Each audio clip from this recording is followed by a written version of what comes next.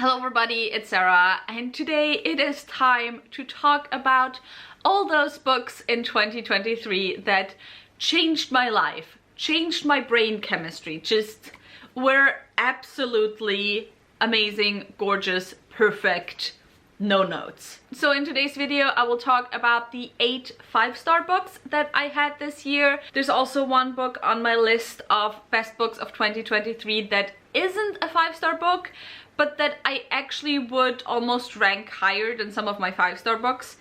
I don't know, sometimes ratings are weird in my brain because sometimes a book can be perfect and perfect for me and I'll give it a 5-star.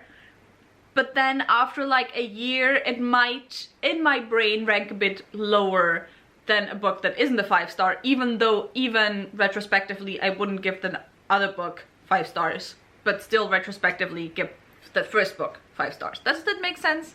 I hope it does, at least somewhat.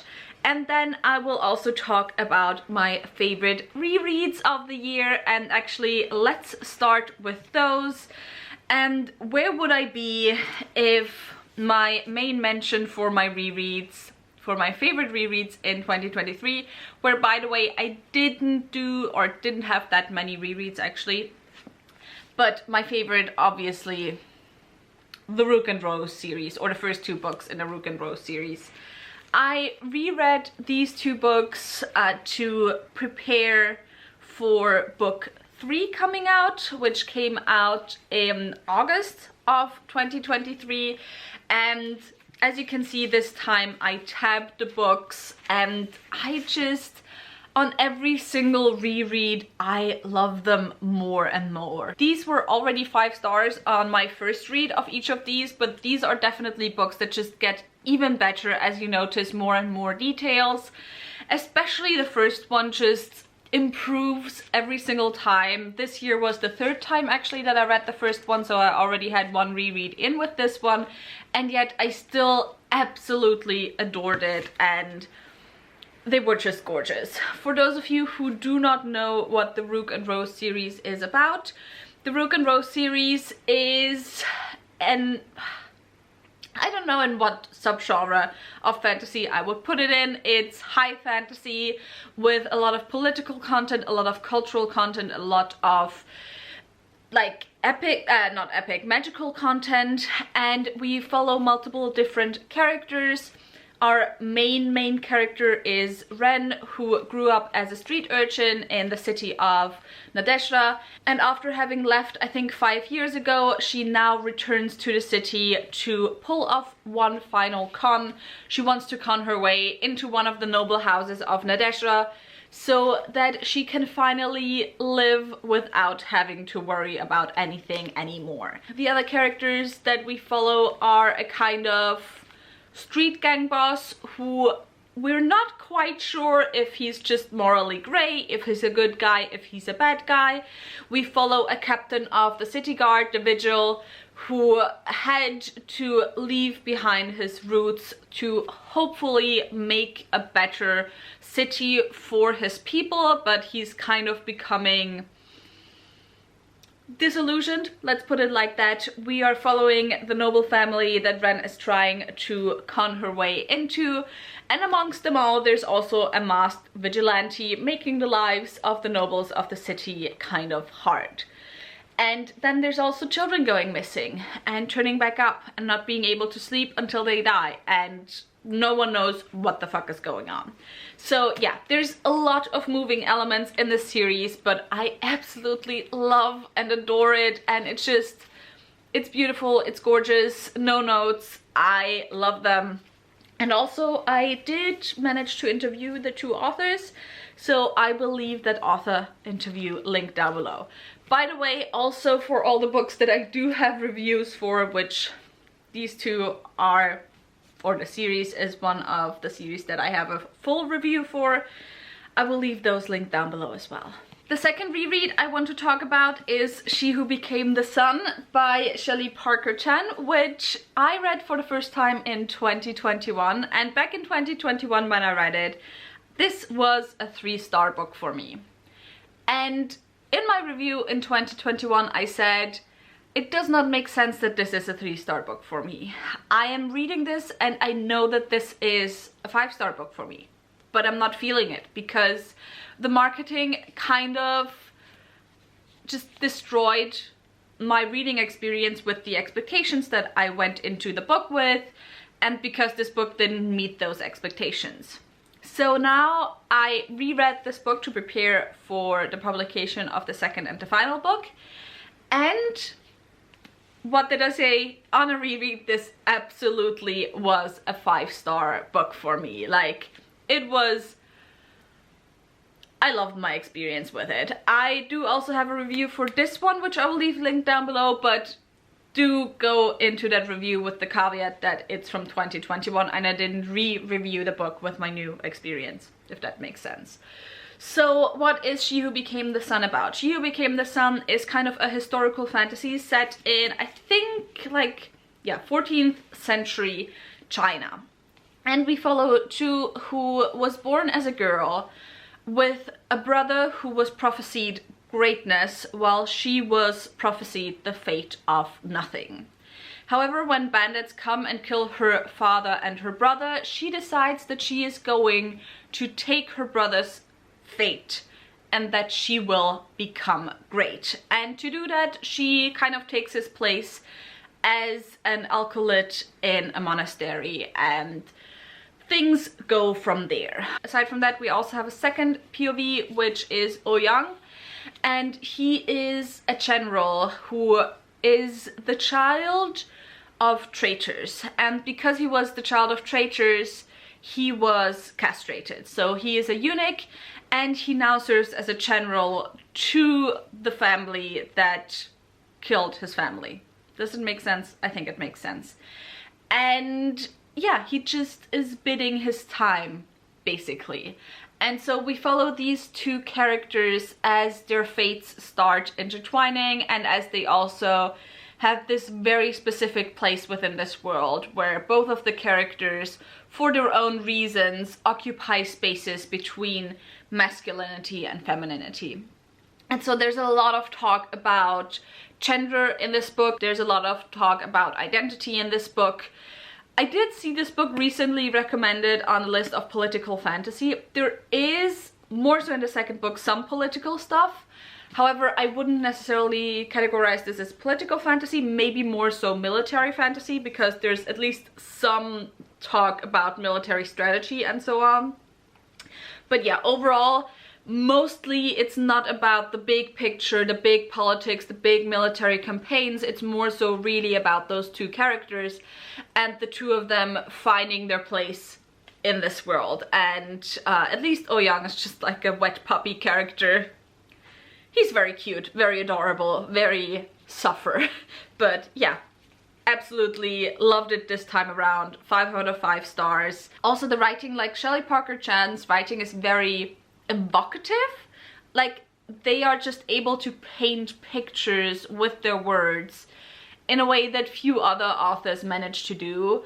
But also every now and again the writing becomes like almost crude in the way it's done, but in a really well done way. Like, it's just also some of the most amazing like intimacy sex scenes in high fantasy currently. Absolutely love it. And the people who have read the book know what I'm alluding to. Okay, so now we're getting into the books that I read for the first time in 2023. And as always with my best books of the year list, I don't have a definitive order, because with these books, like tomorrow I would maybe sort them completely differently than I do today. However, generally speaking, the further to the end of the video we get, the better I like them. Like, I would probably be more likely to rate them higher on any day than the other books. But since all of them were 5 out of 5 stars, what even are we talking about? Anyway, let's start. And let's start with The Forever Sea by Joshua Philip Johnson. This was actually the first book that I read in 2023. And I am so happy that this was the book that I started out with. This is one of those 5-star books that just came at the right time and that just gave me what I have needed from fantasy again for such a long time, which is just whimsy and beauty with a little bit of political and social commentary. And it was perfect, and it was gorgeous, and the writing was really nice, and I love the magic system, and yeah, I just really adored this book.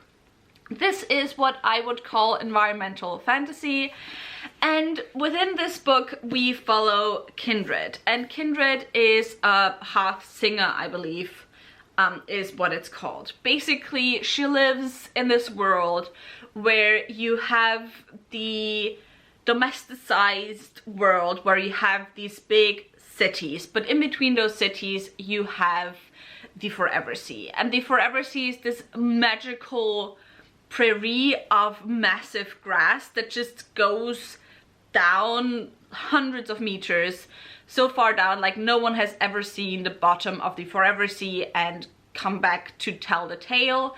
And above the Forever Sea there's these ships flying and sailing across, and also harvesting the grasses because it's kind of needed for the cities and for other stuff. And Kindred is a hearth singer, so she's one of the people who knows how to sing to the hearth fire or heart fire. I always forget if it was heart or hearth, but anyway, she sings to the fire that makes those ships fly. And some time ago Kindred had a bit of a falling out with her grandmother, who is one of the most legendary hearth singers or hearth singers ever known, and so she has traveled on a ship that is not her grandma's ship for the first time ever, and she has apprenticed to another hearth singer. When this ship now comes back to the home port, she finds out that her grandmother walked into the Forever Sea. She just kind of slowly floated downwards and wasn't seen again. And so Kindred makes it her mission to find out what happened to her grandmother and hopefully find her again. And while all of that is happening, there's this kind of phenomenon happening where the Forever Sea is slowly dying and losing its magic, and no one knows what is happening or why it's happening. So this one, first of all, it has a framing device that I really enjoy, because the entire story is framed by this thing happening of this storyteller coming to this community, living in fear basically and in darkness sometime in the future. We don't know what exactly happened, and he starts telling the story, and the story that he's telling is the story of Kindred, who is this legendary person. I love the magic system in this because it's just so whimsical and magical, and it, like, within the story there's not set rules, and in fact it's kind of made a point that hearth singers starting to build the fires, because they use kind of bones for the fires, and singing to the fire from set rules, or starting singing to the fires from set rules rather than just letting their intuition guide them, is kind of what is making them as a community weaker. And there's always this kind of opposition between nature and order, and chaos and order, and nature and civilization, and so on. There's also a lot of social commentary about people just wanting to be who they are, or like live the way they want to live, and who are the bad guys, who are the good guys, who can you trust, etc. Kindred as a character is incredibly frustrating, because she, like, if you do not like unlikable characters, which Kindred in this first book very much is, she gets her comeuppance in the second book then, which is also the last book, but in this first book it kind of feels like she's just allowed to do her shit all the time. But if you don't like unlikable characters, this book might not be for you, because Kindred wants to find her grandmother, and she will do anything towards that goal, even sometimes betray people she loves without noticing that she's betraying them and that she's dragging them down with her. And so she's an incredibly interesting character, incredibly frustrating, but just very interesting, as I said. This is also environmental fantasy, which I think there just needs to be more of, and overall I just really had fun with this. And when I read it, it gave me like a bit of that feeling that I am missing in a lot of fantasy books nowadays, which is just like this whimsy, fantastical feeling of fantasy. And so yeah, I just highly enjoyed this. The next book I want to talk about is my 4.5 star or 4.75 star read of 2023. I'm saying it like there was only one, but like the one that's on this list. And this one is another book that I just read at the perfect time. And the book I'm talking about is Iron Widow by Shiran Shei Zhao. And this one, I am sure a lot of people have heard about. This is YA science fiction, which that YA, actually kind of crazy, not gonna lie, there's 2 YA books this year on this list. Miracles do happen anyway, because obviously I'm not the biggest YA reader, and usually I'm quite, like, I end up being quite disappointed every time I decide to once again give YA a chance. But yeah, this one is YA science fiction, and it is the retelling of the only female emperor of China. And so this is set in this kind of futuristic world, or set in this futuristic future. Never mind the way I talk in this video. But this is set in the future, and this society, they're waging a war against these alien beings, I think, if I remember correctly. And the way they're doing this is by using these giant mecha suits. However, these suits have to be piloted by a person of each gender. So they have to be piloted by women, and they have to be piloted by a man. The way it works is that the man takes the energy of the woman, and through that, most of the time, quite often, kills her. Only very rarely does it happen that a woman and a man are a perfect match, and thus the woman doesn't die.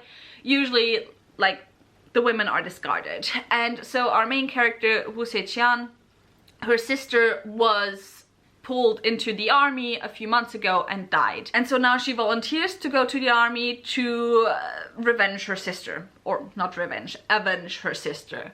However, when she gets there and she is paired up with a pilot who is incredibly powerful, it is not her who dies, it is actually him.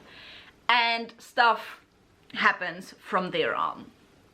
This one, first of all, I read it at the perfect time, because I read it just after I read 11th Not Metal Cycle, which was on my worst list of 2023. And the reason why I absolutely was disgusted by this book was, among other things, a sexual assault. Sexual assault isn't even strong enough. An absolutely disgusting graphic rape scene in that book.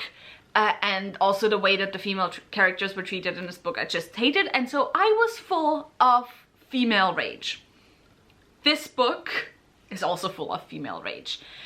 It is full of righteous female rage. It is full of female rage that is sometimes directed at the wrong people. It has so many layers to it. It very much is a YA for an older audience, but there's so many layers to it. There's so many aspects. Like, I wouldn't call Wu Seqian a feminist, to be honest, because her main objective throughout most of the book isn't to save women from the system. It becomes her objective to a certain degree, but she wants to dismantle the system to avenge her sister, ultimately. And she also does go through realizations that women aren't always there for each other. Some women are comfortable within the system. And so, yeah, there's a lot of elements to it. There's also polyamory within it.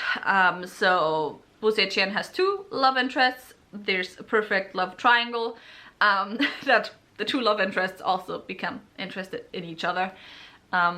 So yeah, there's a lot of elements there, but overall, just the reason why I gave it 4.5 stars is because I wasn't 100% with the writing, and sometimes it was a little bit too fast-paced to me. I would have preferred it to slow down at some places, but again, not a YA reader typically, so it's not something that's technically a fault with the book, but more so with my preferences. Not a fault with my preferences, but it's to do with my preferences. But yeah, absolutely loved it, read it at the right time, and I'm so pissed right now at Chiran's publisher. But not just because Heavenly Tyrant probably won't come out this year, but also because, you know, they just seem to be really lovely. By lovely, I mean dick people. So yeah, but definitely go read it. The next book I want to talk about is my other YA on this list, and that is Warrior Girl Unearthed by Angeline Bully. This one I only just finished. Did I finish it in November or in December? I think I finished it in December. It's not just a YA, it's also from a genre that I don't typically read. It's a thriller, YA thriller, suspense novel, and Warrior Girl Unearthed, not Warrior Girl Unearthed, Firekeeper's Daughter, which was this author's debut novel, made a surprise appearance in 2021, I believe, when I first read the book, or when the book first came out and I read the first book. And so, yeah, I didn't really doubt that this would appear on this list, even though it took me really long to pick this up because I was so scared of it. Because not only did I love this author's first book, it also, like, the topic of this book is also a topic that I am highly interested in, which is the repatriation and the return of objects as well as human remains to indigenous communities, or generally the original communities that they came from, or that they were stolen from. Came is like a bit too active. They were stolen from those communities. In Warrior Girl Unearthed, we follow Perry, I believe, yeah, Perry, who has to kind of take part in this summer activity thing within her community, where the youth of her community are interned, or they are given internships in different, what's it called, sectors of their community government, roughly, but just different sectors within the public life of their community. So some have internships at the harbor, some have internships at the sheriff's office, some have internships with the chief, some have internships at the museum, which Perry gets. She gets the internship at the museum, and through working at the museum, she finds out about how objects and also human remains that were stolen from indigenous communities during colonization, but also after the colonizing period, are kept at museums. Obviously not the museum of her community, because there they treat those things with, or those objects and the human remains with dignity and respect, but white museums, I'm just gonna call it like that right now, white museums.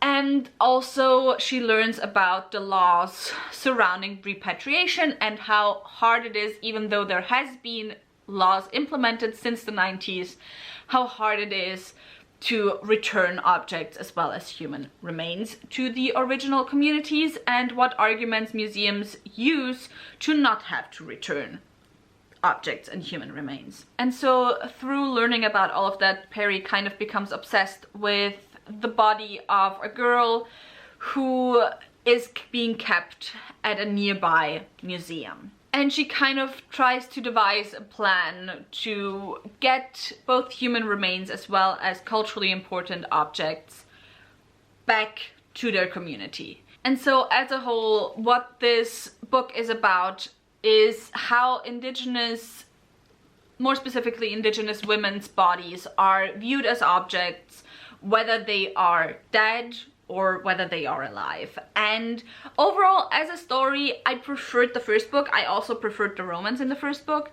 However, the topic of this book was just right up my alley. Perry is a very interesting and incredibly flawed character once again. I think we can see kind of a trend that I just really, really enjoy flawed and heavily flawed characters. Perry is learning about all of this for the first time, and she is trying to deal with her emotions surrounding that and during the entire book, she is kind of put in opposition or kind of given this foil in the museum director on Sugar Island or Sugar Skull. No, not Sugar Skull Island. That's wrong. I think it's Sugar Island. So the director of the museum of her indigenous community is kind of a foil to Perry in that he is someone who fully understands all of her emotions, but also he has had years and decades to kind of have to come to terms with those emotions and also understand the system and how to work within the system. And so it's just this really interesting opposition between those two characters. Well, it's written in first person perspective, so you know, Perry is very much the main character. But yeah, I just really adored it, really loved it, and I can just highly recommend it. Next one is another surprise entrance on my best books of 2023 list, because I do not think I have ever had a short story collection on this list, like ever. But this year I do, and that is Love in Color by Bolu Babalola.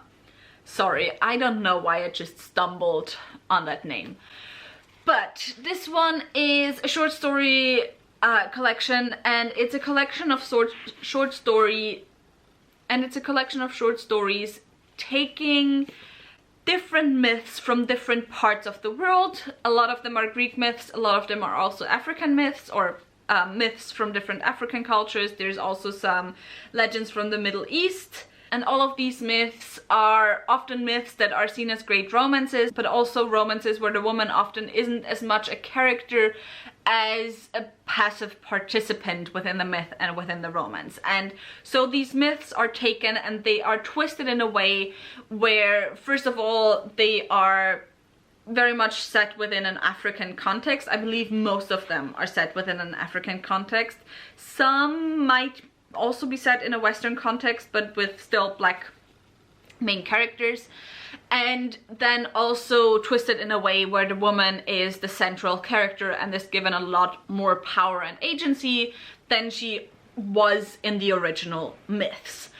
And first of all, I loved the writing of this, and the thing that I found absolutely incredible is how different the writing was from short story to short story.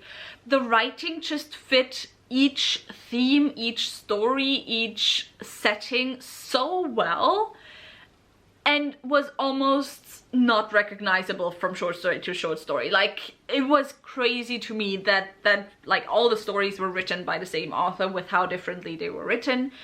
I also just loved how I believe I might have even teared up at one or two of the stories, because yeah, I don't typically tear up at short stories, but this will be a trend in some of the books that I'll continue talking about later. But yeah, it's also very much a celebration of romance and of love and of agency, and I absolutely loved and adored it. However, I cannot tell you anymore which one was my favorite story, because I cannot remember the stories perfectly anymore, I have to be honest. So yeah, I just can highly recommend it. Also, I read it last year in February, which was pretty perfect because it was both Black History Month and also Valentine's Day month. Next one, we have another novella that is, however, not a surprise that it's on this list, because this is written by one of my favorite authors of all time, and it's of course Mammoths at the Gate by Niveau, which was published this year, and it's the fourth, so second to last book in the Singing Hills series. Niveau, ever since I first started reading her, I think one of her books in the years that she published something has been on my favorites list. So yeah, it was pretty obvious that this one was gonna be on my list as well. This is now the second 5-star entry in the Singing Hills series. I think the first one was When the Tiger Came Down the Mountain, which was the second book in the series. And now I have Mammoths at the Gate. What this series is about, I'm not gonna talk about what the single books are about, because novellas, they're like 100 pages each. It's like there's not that much content. But in this series we follow Ji, who is a monk and also a chronicler. And so they travel the world and they gather different stories, different events, just different tales that the people that they meet have to tell them. And so each of the books is a mixture of the encounters that Ji has with those people, as well as the story that the specific people that they meet within that entry tell. This one I really enjoyed because this one was structured slightly differently actually, because within this story Ji returns to the monastery that they came from, and so it's more so about the stuff that happens there and about Ji themselves. It's about a mentor that Ji had. It's about identity. It's about respecting identity. It's about what happens and who can tell your story, who is allowed to define you, to tell the stories once you're dead. And there's just a lot of very interesting elements there. So I highly enjoyed it. I teared up. I really adored it. It's perfect. And I cannot wait for the finale, which comes out in a few months, I think. Let's continue to the next one, and that is A Study in Drowning by Ava Reid, which was their YA debut. This one I absolutely adored. Ava Reid, I really need to reread their first book, but Juniper and Thorn was on my favorites list last year. Well, not last year, the year before last, for 2022. This one is on my favorites list for 2023. I am sure Lady Macbeth will be on my 2024 best of list. Ava Reid has just cemented themselves as one of my favorite authors of all time. And so what is this about? This is, as I said, the YA debut. It's gothic.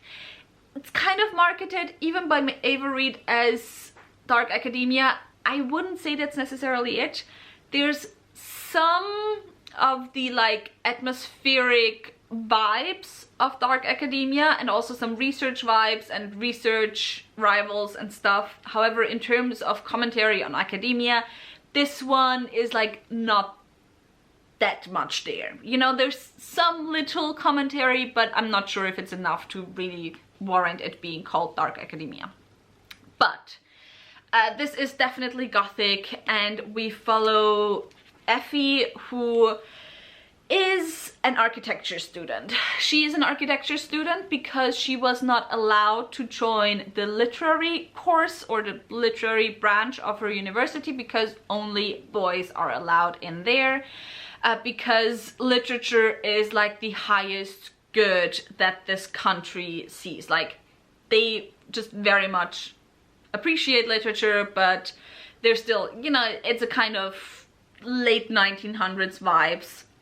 Women are already allowed in academia, however, only in specific places in academia. And so Effie, who at the entrance exams had the highest score, is allowed in architecture, which is like the second highest course you can take. However, she's not allowed within literature. And so she's at university when she finds out about a competition that pertains to her recently deceased favorite author, who's kind of a folk hero. And that competition is to redesign and newly design the ancestral home, well, not ancestral home, but like the old manor house of this author. Effie wins the competition and sets out to go to this house, to travel to this house.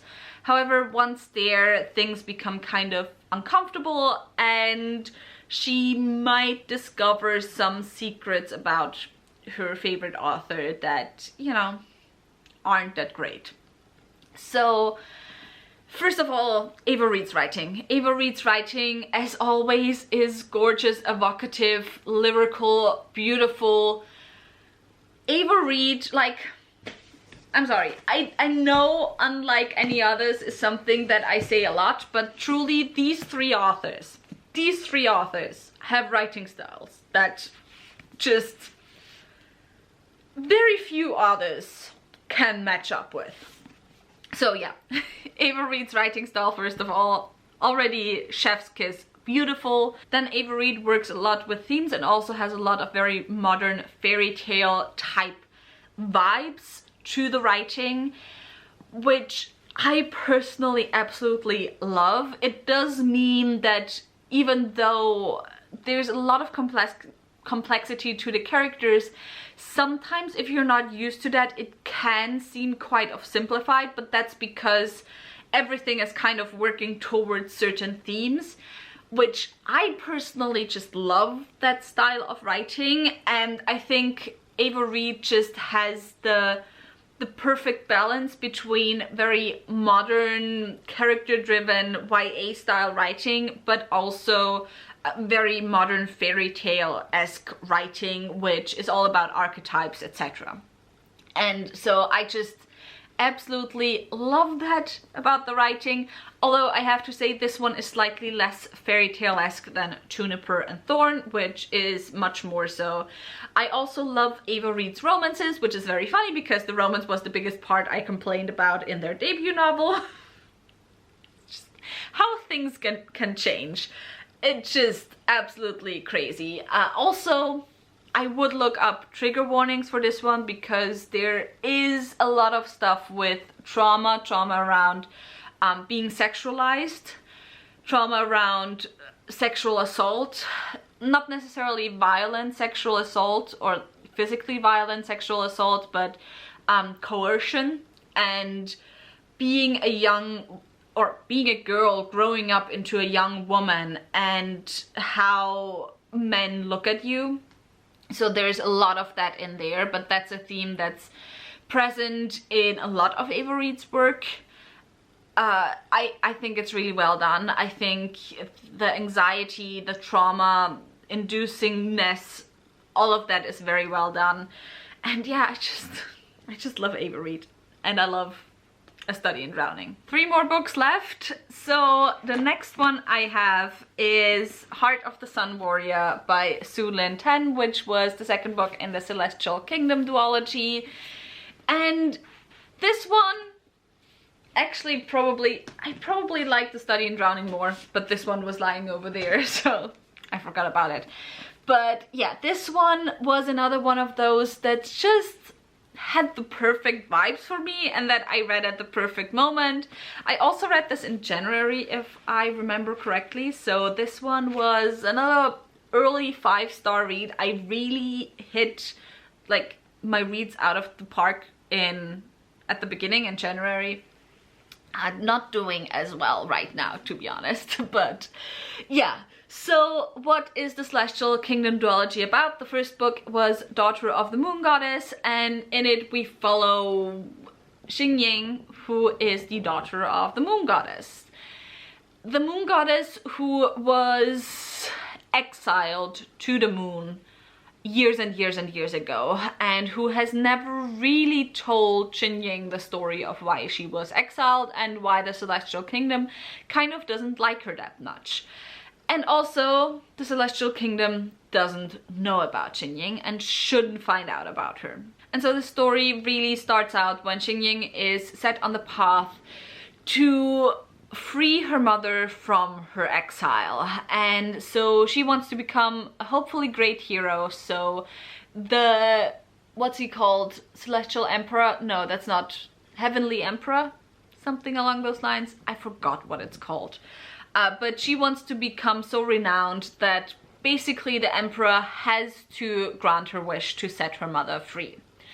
So, the first book I already really enjoyed. I gave it 4 stars. This second book, however, honestly, I don't even remember that much of the plot, but I remember that it gave me exactly the type of feelings that I had when I was 14, 15, 16, 17 and reading YA. A feeling that I've been just missing in a way, just the giddiness, the enjoyment. And that's not to say that I enjoy reading any less now than I did as a teenager, but I don't know how to describe it except that it's this very specific feeling. It's kind of similarly to the Forever Sea, where it's not like I haven't been enjoying other fantasy, or I haven't been enjoying other fantasy more than I enjoyed the Forever Sea, but there's just some books that give you a very, very specific feeling that you're missing in a lot of other books. And just through the very merit of that, it's a 5-star for you. Like, there's some stuff that I would criticize about the Heart of the Sun Warrior or Heart of the Sun Warrior. For example, I think that politically the way it ended was a bit too simple for my liking, but also the series, the duology, isn't about politics. And also with me saying that it gave me the same feeling as when I read YA in my, like, I don't know when. You know, it was the feeling that I had, for example, when I first read Throne of Glass, which I don't think that's a good book anymore, but it was this very, very just specific fun feeling that was just perfect. Also, I love the romance, and also I sobbed through the last 100 pages of this. I cried so much, like,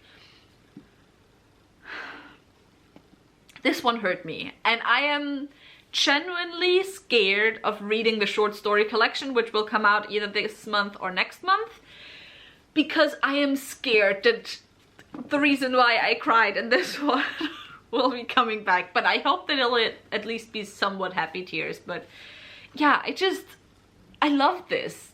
I loved it. I enjoyed it so much. It's fun. It's very much like, it's like very much YA crossover, but not in a way where I mind it.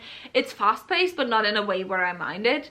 I enjoyed the romance. I enjoyed the way that the love triangle was kind of set up, because there very much is a love triangle, but in a way that's very enjoyable. I'm not typically a fan of a love triangle, because also it's like, you know, very obvious who you'll end up with, etc, etc, but the way the relationship and the drama, like the interpersonal relationship stuff was done, was just done so well that it made it obvious. It's not really about, okay, who will she end up with, but there was thought put into the interpersonal relationships.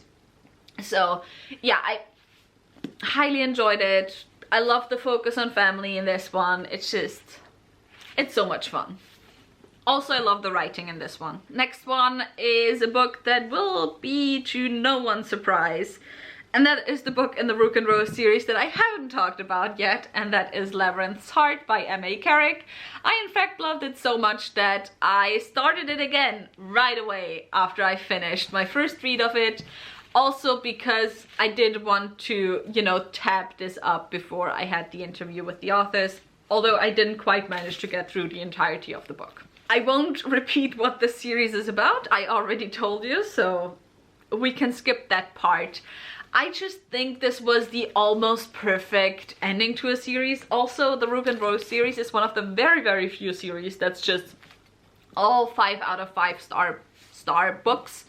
For me, all 3 of them, like literally the only thing that I could say that's negative about this book is that some of the stuff that happens by the end is almost too perfect, but also it's a story. So sometimes we want stuff to end perfectly, and not too perfect in a way where it's like, no, there's no threads left open, but it's very much, you know, this is a complicated political situation, and it's acknowledged by the characters that everything right now seems too good to be true.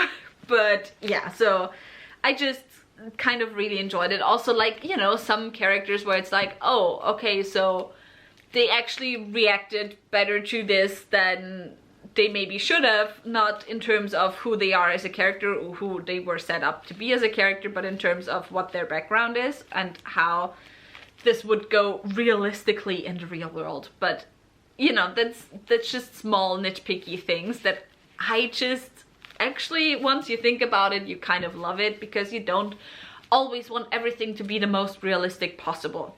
Not gonna lie.